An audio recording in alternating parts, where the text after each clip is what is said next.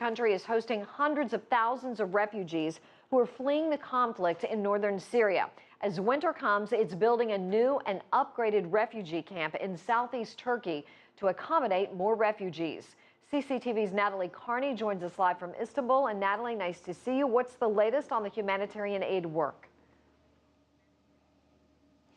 Well, as you've mentioned, the winter months are placing a lot more pressure on an already stressed situation. Thankfully, the World Food Program, which was at risk of having to cancel its food vouchers to about 1.7 million Syrian refugees, has been able to make up the $64 million it needed to take it through the next couple of months. As well, we've also heard from the World Health Organization. They have been given approval by the Syrian government, they say, to bring medical supplies and surgical supplies to 3 areas within Syria to try to help the Syrian situation there, areas that were previously inaccessible by aid organizations. So some good bits of news there. However, the larger picture does not look so great. The UN says that 4.7 million of the 6 million Syrian refugees internally displaced within Syria are in areas that are very difficult to access, if not impossible.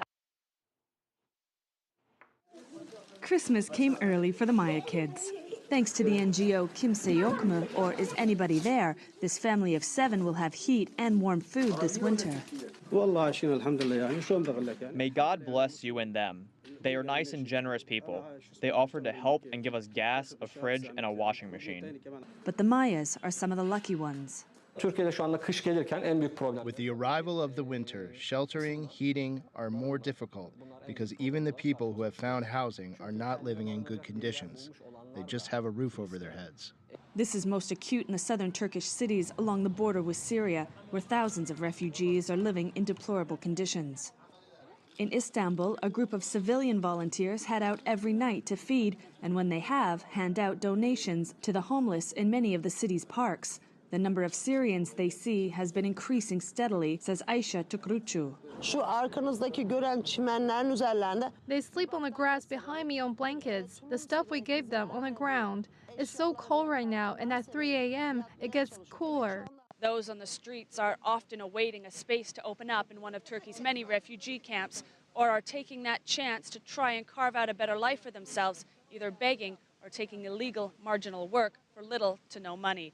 Their situation is made even more acute as the temperatures drop. The conditions in the camps are much better. Refugees have access to shelter, healthcare, education, food, and winter weather clothing donated by a multitude of NGOs.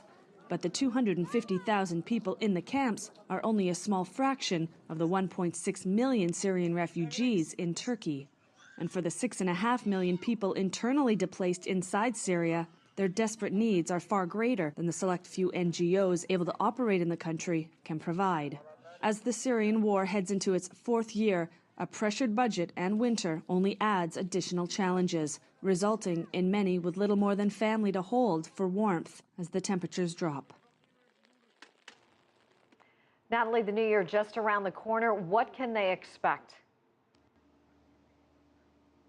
I wish I could tell you, Susan, that things look positive, but unfortunately the situation just looks increasingly more stressed. To give you some perspective, in 2012, in August, the UNHCR was concerned about around 200,000 Syrian refugees. Now we're looking at upwards of more than 3.5 million refugees from Syria only 2 years later. The Turkish government, as mentioned, which harbors about 1.6 million of those refugees, is quite concerned as well about increased fighting around the area of Aleppo within Syria, which could end in a surge of upwards of 2 million more refugees crossing over to the Syrian side if that city were to fall into the hands of the Syrian government or even ISIL. So there's a lot of concerns there. The pressure is mounting on all the neighboring countries, and a coalition of about 36 aid agencies has asked the richer countries to take in some of this pressure, to take in some of these refugees. So far, Germany has pledged to take in about 30,000 and has processed about half of those.